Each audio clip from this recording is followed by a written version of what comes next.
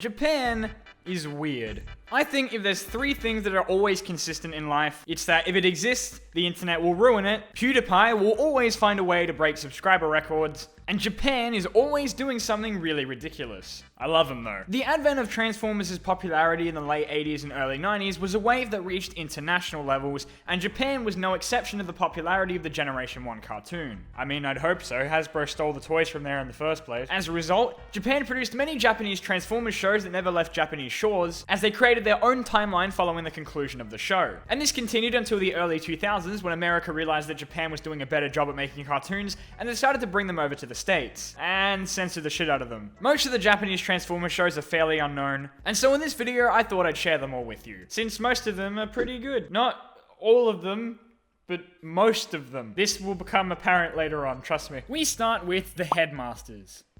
Unfortunately. The show was a direct sequel to Generation 1, but the creators of it saw their ending to G1 and were like, no, we can do better than that. And so, it completely ignored the final episodes and the movie, and started its own ridiculously drawn out story. And as you can guess by the title, it focused entirely on, you guessed it, the Target Masters. Now, I'm an adamant believer that dubs of anime more often than not completely butcher the charm of the original. And it was actually a Transformers show I'm looking at later in this video that contributed to this belief. Piece of shit. Very few anime I've watched have had dubs better than the original subbed version, but my god, Transformers Headmasters has the most appalling English dub ever, and it is absolutely hysterical. The Decepticons may use this opportunity to take over the computer. But sir, this is only my prediction.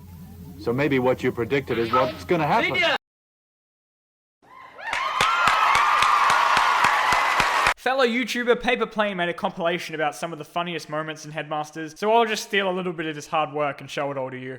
Fortress Maximus is unable to enlarge because he has used up his powers to operate on spot. Fortress Maximus, prepare for your death today. You're gonna die. This is Unicorn. The Earth will soon be a part of me. What I imagine went on behind the scenes here was a bunch of men they pulled off the street to voice act in a show the creators knew nothing about, beside probably a brief plot synopsis on Google. I mean, the same guy voices practically 90% of the characters. Now is the perfect time for us to take over the computer in order to control all of Cybertron. The first episode is very slow, much like the rest of the show, and sees Ultra Magnus and Six Shot locked in battle with their forces shooting at each other for half the episode. The Decepticons are here! Wow, Weird Al sounds different in this show. Just when things are looking bad for the Autobots, Metroplex shows up. Get over to the space bridge right away! The Headmasters is a very slow and boring show, in all honesty, but watching it with the dub turns it into a try not to laugh challenge. The plot is also kind of all over the place and runs for a painfully long 35 episodes. I mean, they kill Optimus Prime. Again. And some of the episode titles are very vague when it comes to describing the events of the episode. I bet you'll never guess what happens in this episode. One of the only redeeming qualities of the Headmasters is these awesome train bots that combine into one of the best combiners in Transformers history. Pity they don't actually do much in the show, but hey, it still looks really cool. In all honesty, it's probably best to just skip over this one and finish the original G1 cartoon. Unless you want to watch it for the dub, in which case I strongly recommend you do so. Come and help me, somebody, quickly!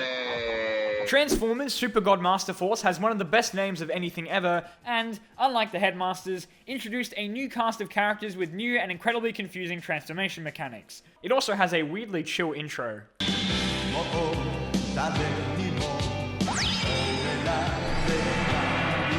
While the Headmasters focused on the Headmasters, who would have thought, Masterforce focuses on the Pretenders, but not in the same way that was presented to American audiences. The first episode introduces us to Hawk, some stupid annoying kid who becomes important later, and his dad. His dad who cares about him as much as the audience does. Shooter.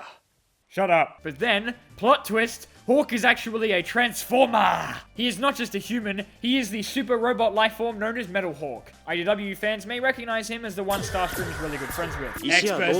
Exposition. Hawk reveals he belongs to a subgroup of Transformers known as the Pretenders, and he and his teammates have taken human forms to blend in on Earth. Their enemies, the Destrons, took the form of demons and have awakened once more. And thus begins a show following the traditional Transformers formula with a little bit of a twist. Masterforce isn't necessarily bad, but it's very weird. It's essentially the Transformers version of Power Rangers, but without the awful effects and acting. It does have the Seacons in it though.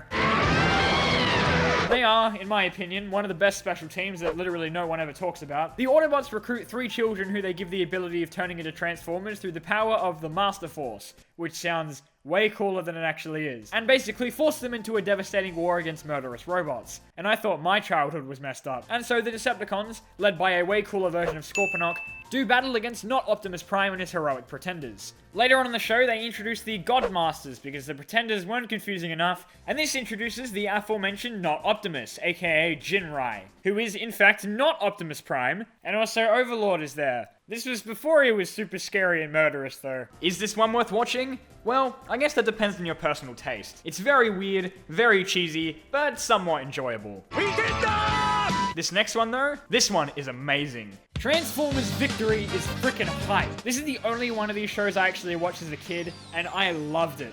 It's eccentric, it's crazy, it's stupid, and I love it. After the unusual concepts of Masterforce, Victory restored Transformers back to a more traditional plotline, seeing the Supreme Commander of the Autobots, Starsaber, who is one of the best characters to ever grace the series, doing battle with the tantrum-throwing Deathsaurus, who has a name way cooler than he deserves. And this carries on for 38 episodes. Not only does it have a bomb-ass intro, it also has one of the greatest Transformers ever, Starsaber. Just try and tell me you don't love him. Just try. I bet you can't. Victory's got the Multiforce, the Dino Force, who are a bunch of floating space dinosaurs. Yes, floating space dinosaurs. So essentially the Dinobots, but way better. And the Breast Force. Yes, really. Stop laughing. Victory introduces yet another needlessly confusing concept of the Brain Masters, with like 100 layers of transformation to prepare for battle. I don't understand why they have to make it so complicated. Did I mention R2-D2 and C-3PO are in the show? No, really, this isn't a joke. It's silly and it's funny when it wants to be, but at the same time, Victory had plenty of surprisingly good action scenes. It's definitely better than its 2 predecessors, which doesn't take much. It also had some spoilery episode titles. Seriously guys, do you want to leave any surprises? Also, Will Jackson in the show for some reason.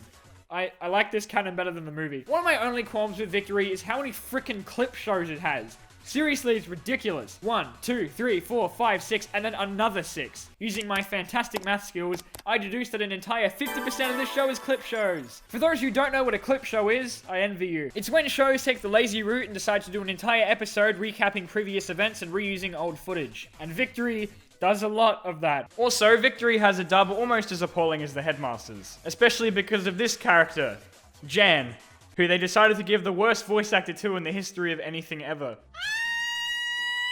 Who is Starsaber's adopted son. That's right, he has a son. Does Optimus have a son? No. It's violent, it's bombastic, and it's overall a really good time. Victory is definitely worth the watch. Let's say go! Transformers Zone was the direct sequel to Victory, and the plot opens with our boy Starsaber getting blown up. Off to a good start. With him out of the picture, the incredibly mysterious and unexplored Violin J... What the hell is that name? Gathers the 9 great Decepticon generals. Essentially, all the G1 combiners put on capes. Also, Trypticon, Overlord, and Black Zarok are there. See, this guy was the OG Alpha Q. In the episode, the Autobots get decimated by these 9 demon generals under the command of Violin Jaeger, and things look bleak until Atlas shows up with the surprisingly not dead Starsaber, and sets out on a quest to defeat the Decepticons.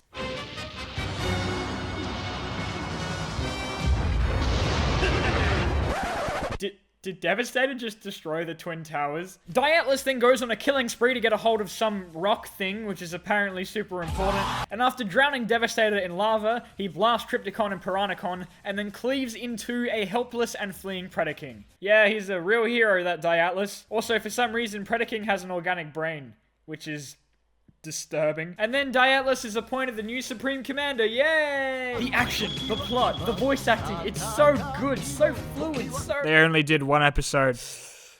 Yes, Transformers Zone was essentially abandoned due to dwindling interest in the series. Released in 1990, by that point no one really gave a shit about Transformers, and so an OVA was created instead of a full-length series. Which is a damn shame, because Zone looked to be awesome. As mentioned with Zone, interest in Transformers was dying out. The Action Masters sucked, and there hadn't been a Transformers cartoon on the air in America since 1987, because Generation 2 was terrible. Then, in 1996, as we all know, Hasbro had a fantastic idea to revitalize the entire franchise. And so came Beast Wars, the ultra-successful 3D animated masterpiece. Japan, seeing how cool Beast Wars was, decided to ruin the whole goddamn point of it when they dubbed it and turned it into a comedy.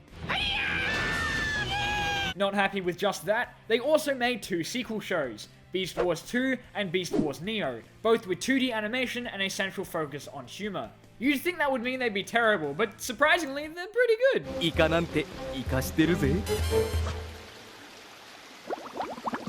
The show focuses on the conflict between the Maximal team led by Leo Convoy and the Predacons led by Galvatron. But not this Galvatron. It's another Galvatron who isn't this Megatron. Yep, Galvatron wants to gather the energy source known as God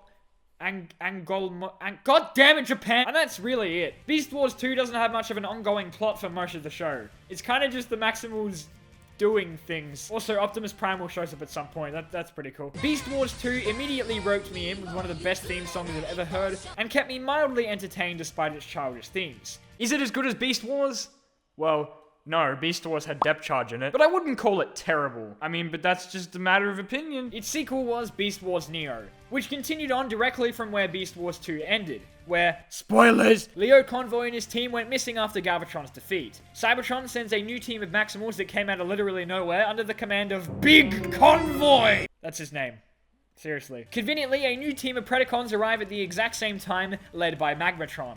Because, of course, you can't lead the evil team in Transformers unless your name has Tron in it. I wish I could tell you more about it, but I genuinely could not find anywhere online that had a subtitled version of the episodes. So unless you speak Japanese, I think you'll be just as clueless as me. It looks to be in much the same style as Beast Wars 2, and the animation and plot look to be improved. But aside from that, all I can really tell you about Beast Wars Neo is that it exists.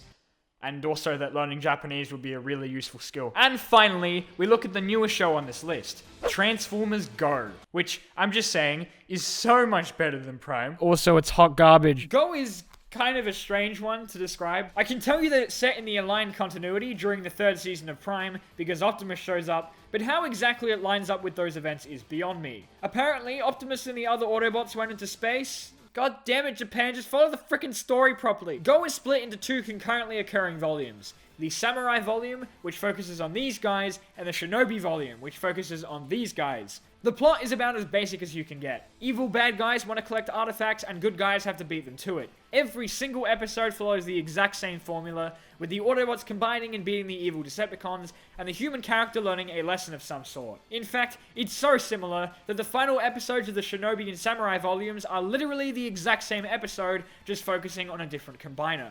The animation is pretty stiff and bland, and that's because they blew the animation budget on the transformation sequences, which are unnecessarily extravagant. I can see some people getting enjoyment out of it, but to me, Go was just the same thing every episode. It's nothing much more than a toy commercial. Also, I can't pronounce most of the character names, and that makes me upset. Kenzan? Jinbu? Get out of here with that weeb shit. And that is that. Some of them were awesome, and some of them were the Headmasters. It's a bit sad how unappreciated most of these shows are, because Japan produced some truly quality Transformers stuff. Hopefully this video will shed some light on those Japanese Transformers shows, and have encouraged you to check them out. Seriously though, watch the Headmasters, this dub is amazing.